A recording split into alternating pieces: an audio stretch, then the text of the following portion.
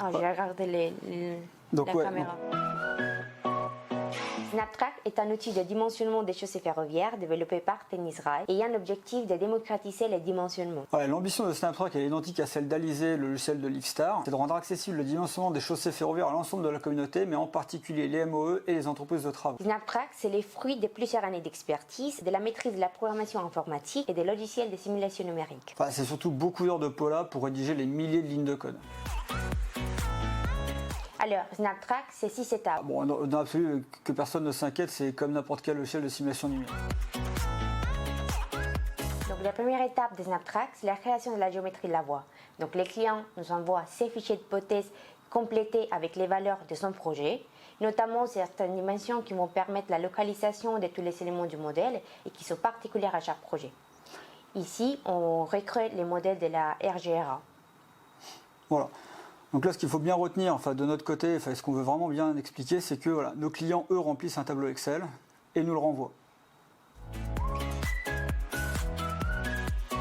Une fois les clients nous ont renvoyé les fichiers d'hypothèse, on va prendre la liste dans cet onglet et on passe à notre code Python. Et donc là, il suffit de coller la liste qu'on a pris de fichiers d'hypothèse et on modifie les nombres de traverses et la localisation de la première rue du bogie et les types de profils de rails. Voilà, donc ça c'est l'étape où on va vraiment commencer à exploiter les capacités en Python du logiciel. Ensuite, on passe à Salomé Mecha et on charge les scripts de maillage qu'on vient de créer.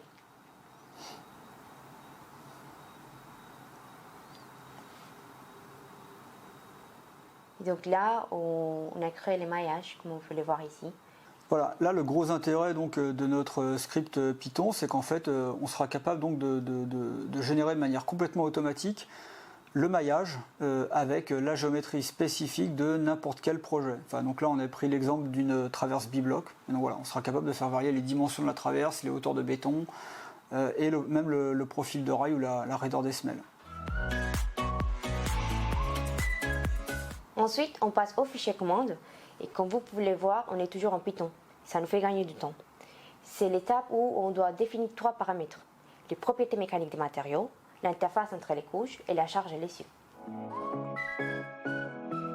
Donc avec la géométrie et les fichiers commandes prêts, on a tout ce qu'il faut pour lancer les calculs et donc on y va, on lance les calculs. Voilà, donc là c'est comparable à n'importe quel logiciel de calcul aimant fini. On a un maillage, on a un fichier de commande, on lance le calcul qui va nous donner un fichier de résultat.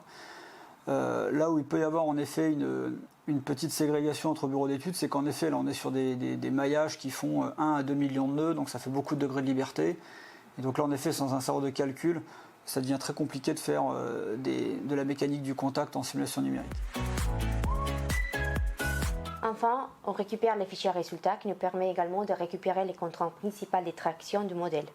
Voilà, donc ce qui est très important, Paula parle des contraintes principales de traction, parce qu'en effet, on est sur des chaussées ferroviaires non ferraillées, et aujourd'hui, que ce soit dans la norme routière ou dans la norme chaussée ferroviaire, dans les deux cas, on s'intéresse exclusivement aux contraintes de traction par fatigue dans le béton. Donc dans ces cas, ce qui nous intéresse, c'est les contraintes dans les couches de béton, de calage et béton de fondation. Et donc là, je fais l'extraction de ces deux groupes. Voilà, là ce qui est assez remarquable donc, sur les dimensionnements de votre tramway et qui est très bien défini dans la revue de la RGRA, c'est qu'en fait on va considérer que la voie, le béton de calage fissure au droit de chaque traverse. Et donc ça on le voit bien avec les contrastes de couleurs dans la partie du béton de calage au droit de chaque traverse. Alors, on a réalisé des scripts pour différents géométries de type, traverse bibloc, traverse monobloc, dalle préfabriquée, pose monolithique type arbitrage, pose sur selle et pose sur l'ongrin. Maintenant, il va nous manquer encore, pour compléter notre palmarès, la traverse à enveloppe de type Grand Paris. Ça, on l'a pas encore fait parce que c'est pas facile à modéliser en paramétrique avec tous ces patins élastomères qui sont sur tous les côtés de la traverse. Et enfin, il va nous rester la pose encapsulée de type, donc là ça va être Dillon, V-Flow, Q-Track ou Préfarail. Donc celle-là, elle est facile à faire pour le coup, c'est juste qu'on n'a pas eu le temps. Paula n'a pas encore eu le temps concrètement.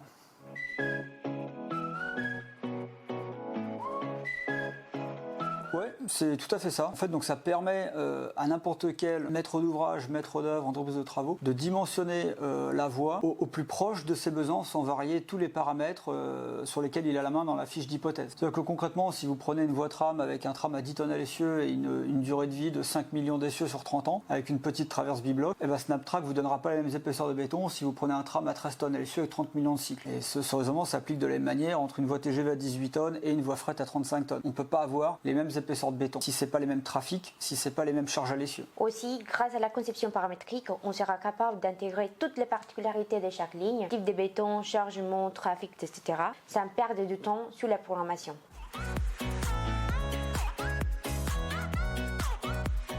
Oui. Non. Ouais, enfin, calmons-nous. Le problème du contrôle externe est qu'on est peu de personnes à maîtriser ces dimensionnements. Donc c'est pas facile de trouver un contrôle. Le scénario idéal pour nous, ce serait d'avoir une espèce de crowd control. C'est-à-dire qu'en fait, chacun, on se fixe un modèle commun, chaque BE fait le modèle. Et puis si on trouve tous les mêmes valeurs, ben en fait, on sait tous contrôler de manière externe. Ça voilà, bon, c'est ce qu'on vise, mais on n'a toujours pas réussi. On s'est autocontrôlé avec les valeurs données dans les publications. On a notamment fait une validation du modèle Bibloc sur la base de la publication de la RGRA de mars 2017, rédigée par Livestar, et l'exemple de l'annexe D de la norme EN 16432 pour la voie sur dalle. La comparaison avec les modèles de la RGRA a donné des résultats très satisfaisants avec un écart de 5%. Voilà, donc un écart de 5%, c'est extrêmement faible parce que c'était l'écart qu'avait obtenu Livestar avec leur logiciel César quand ils ont contre-calculé le modèle d'Eurovia qui a été fait sur Cadaster. Nos résultats de la voie sur dalle en simulation numérique sont plus optimistes de 25% que les résultats du calcul analytique de la norme EN 16432. Voilà, et là ça reste encore acceptable, toujours pareil, c'est selon notre analyse, parce qu'on sait que d'autres BE ont validé leur modèle numérique même s'il y avait un écart de 50% avec la méthode analytique. Et puis ensuite voilà, le problème c'est que on compare en effet une méthode analytique avec une méthode numérique. Donc en effet des écarts sont possibles et 25% plus optimistes, pour nous c'est acceptable. Ouais, enfin j'ai fait tout le code. Voilà, elle a fait tout le code. Ouais. C'est qui a posé toutes ces questions de merde? Bon, je sais pas si c'est vraiment une question ou c'est une affirmation. En tout cas, je trouve que la question est quand même particulièrement orientée. Florent, 1, il a recruté Paula. Et 2, Florent, il corrige les bugs de Paula quand Paula trouve pas où est l'erreur. Et c'est déjà pas mal. Oui. Non. Voilà, c'est pas encore complètement opérationnel, mais c'est imminent et c'est clairement l'objectif. Parce que c'est en industrialisant les études de dimensionnement qu'on sera capable de se permettre d'avoir des formulations de béton spécifiques pour chaque projet. Et le BHUP, c'est la combinaison du matériau optimisé adossé à un logiciel qui peut tester toutes nos optimisations. Retenons que le BHUP est plus difficile à dimensionner que des bétons traditionnels. On vous détaillera les raisons lors de notre webinaire du 8 octobre. Mais SnapTrack est bien prévu pour intégrer ces nouveaux matériaux dans notre bibliothèque. Voilà, de toute façon, sinon on ne sert à rien. On leur dit, allez, le BHUP est vraiment rendu ultra performant grâce aux fibres. Pour coder les 1000 lignes, les milliers de lignes.